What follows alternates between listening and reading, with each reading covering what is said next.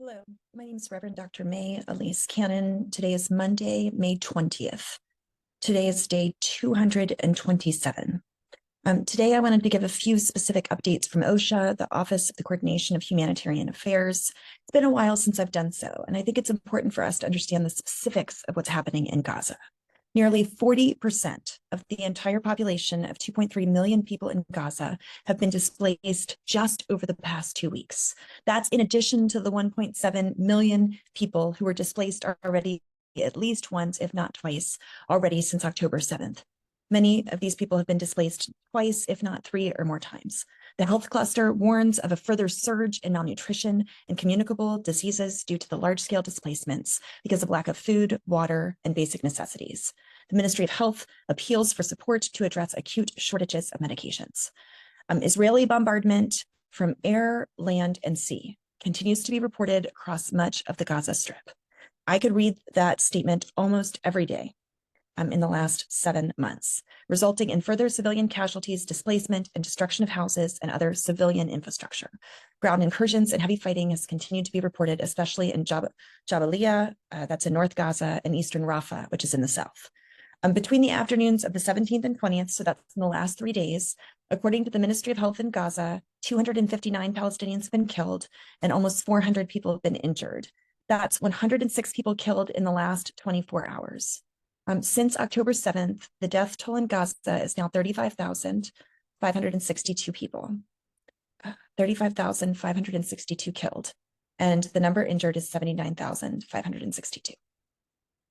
The following are a few of just some of the deadliest incidents in the last few days. On the 16th, 4 Palestinians, including a pregnant woman and her unborn baby, were reportedly killed in a house in the Jabalia refugee camp. On the 17th of May, 6 Palestinians were reportedly killed when a house was hit on Al Fallujah Street in Jabalia. On the 18th of May, 15 Palestinians were reportedly killed and others injured while trying to return to their homes in the area of the Jabalia refugee camp, again in North Israel, from which Israeli forces withdrew. On the 18th of May, 28 Palestinians, including 10 women and 10 children, were reportedly killed and others injured when a residential square was hit at Mashru Beit Lahia near Kamal Adwan Hospital in North Gaza. I just think it's important for us to remember that this is happening every single day so that we're motivated in our work and so that we keep going and so that we don't stop.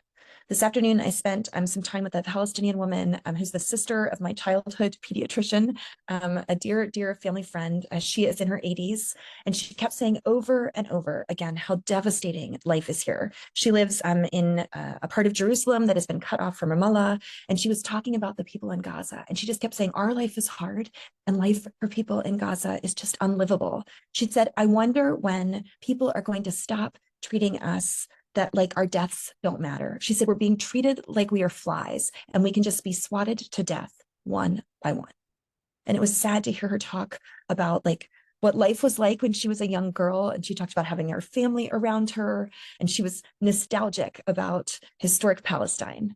And, you know, she was not hateful towards Jewish people or towards Israelis, but she was hateful, not even hateful. She just was grieving the life or the lack of life that there is now for certainly Palestinians in Gaza and the way that she's suffering in terms of her current realities.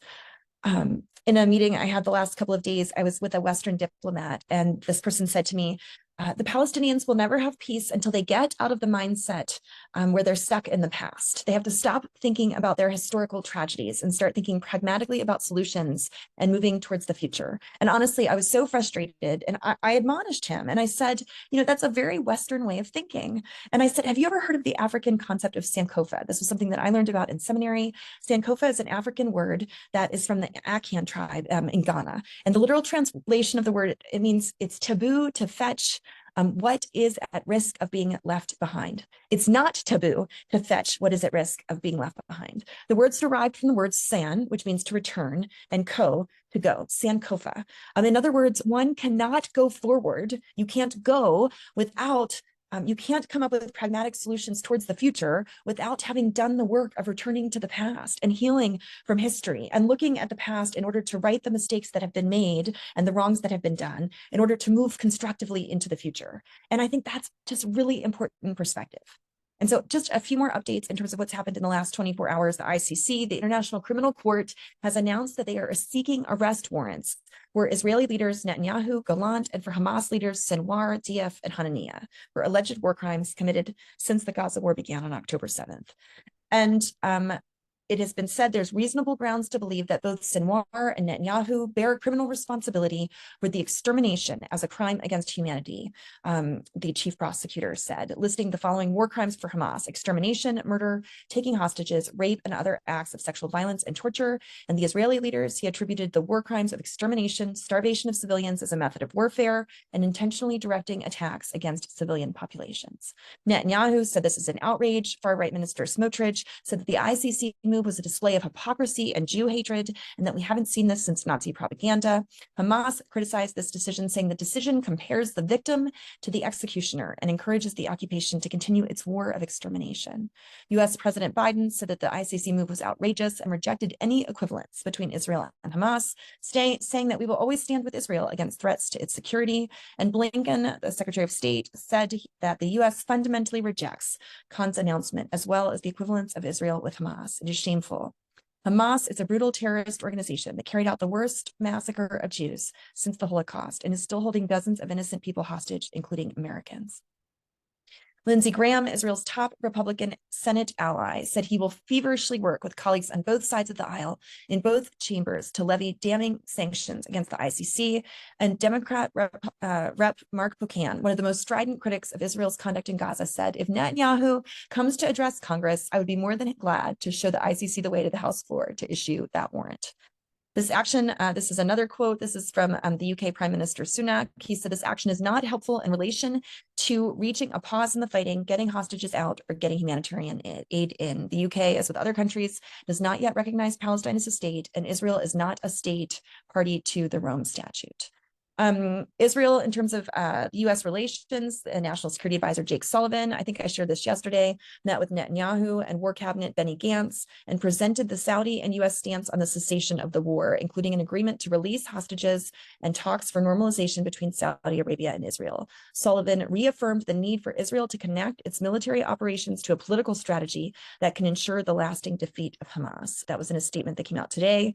Defense Minister Gallant told Sullivan that Israel is committed to expanding its ground operations in Rafah in order to dismantle Hamas and release hostages. Adjustments made by Israel to evacuate the population and put in place an adequate humanitarian response. Gallant showed Sullivan adjustments in order to indicate that. Qatari state minister said there's no political will for a ceasefire, and Defense Minister Gallant said at a Likud meeting that the military rule in Gaza is a price we must not pay. An alternative governing body must be developed. The least worst option, in my opinion, is a local body. Here in Jerusalem today, there were protests. There were protests in Israel from Tel Aviv to Jerusalem against the Israeli government. 12 protesters were arrested here in Jerusalem. And the Israeli Defense Forces said that they're going to assess the fighting in Gaza. And listen to this. They said that the fighting is going to last at least, Lord have mercy, another 6 months to completely end Hamas's military and governance body in Gaza, adding that Israel's defense establishment estimates that Hamas's command abilities have taken a hard but not irrevocable hit. So this is in alignment with what I've been saying. I've been hearing this from on the ground in Jordan and elsewhere, that the goal of Netanyahu is to drag this out until the U.S. presidential elections, 6 months, that this could last until November, or until there's, after the election. Israeli forces killed 2 senior members of Hamas's police force in Gaza, according to the IDF. And we're hearing reports now that 900,000 Palestinians have left Rafah. That's what reports are indicating. We hear that the Air Force of the IDF struck Hezbollah targets in South Lebanon. Hezbollah reported 2 people killed. An Israeli drone struck a target in Syria. And Hamas offered Iran's supreme leader, Ali Khamenei, and the people of Iran its sincere condolences. We just heard the news today that President Raisi was killed in that helicopter crash that I reported yesterday.